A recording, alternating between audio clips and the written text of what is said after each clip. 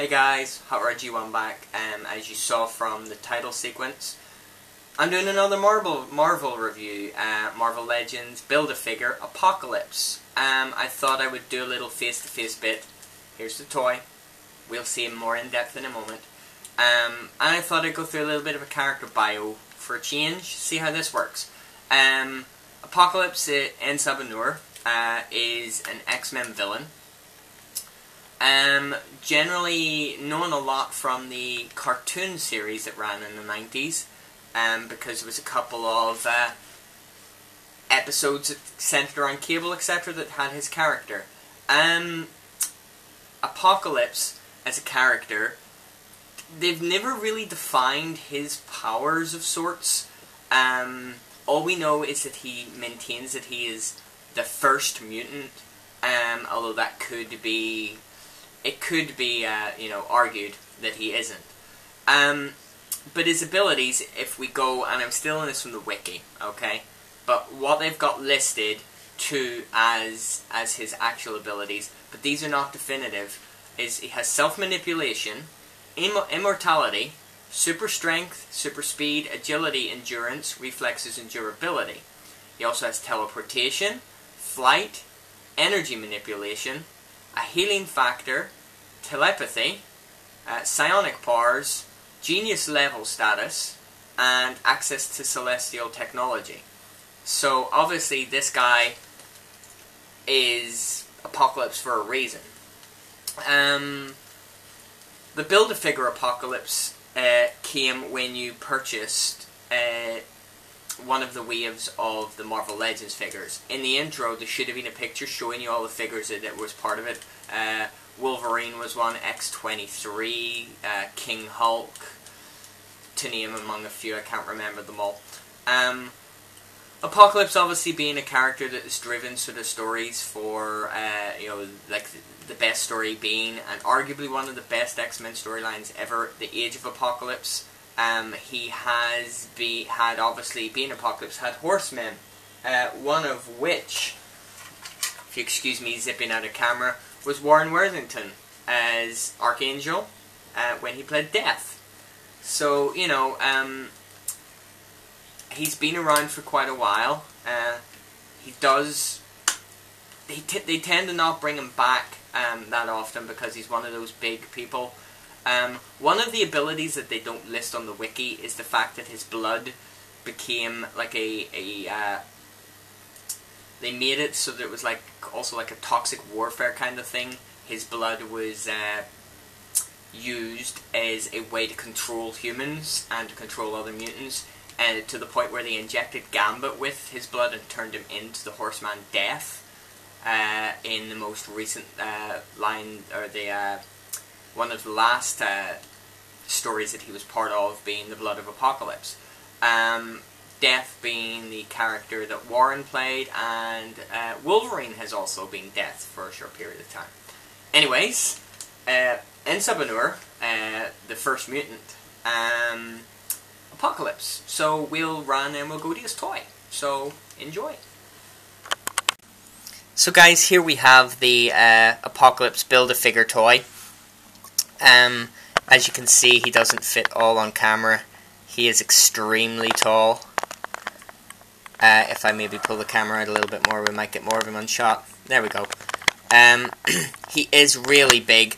To give you an idea of how tall this figure is, I believe he's about 14 inches in height. I do have the original Apocalypse figure. We'll just set him there. That gives you an idea. Like, the Apocalypse figure, the smaller one, is a standard Marvel Legends figure. He's quite bulky compared to a lot of them, but he's about the standard height. So, yeah, it gives you a good idea of how tall this Build-A-Figure actually is.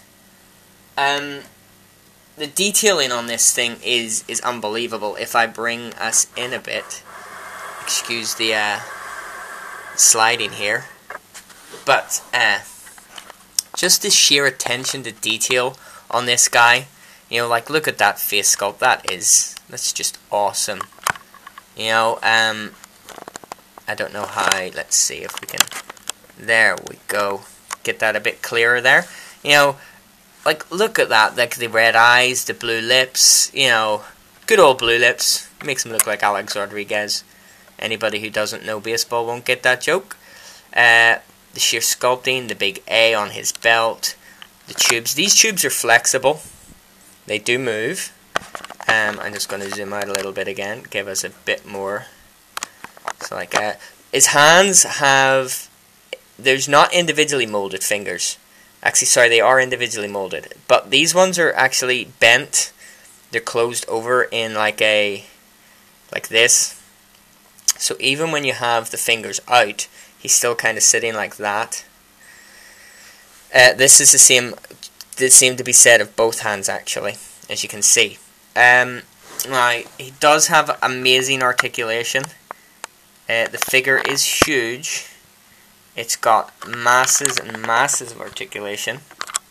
I need to just tilt the camera down a bit, go down his legs and his feet.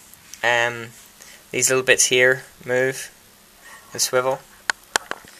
Now, painting details, like we've got dry brushing for shadowing on his costume. We've got dry brushing on here.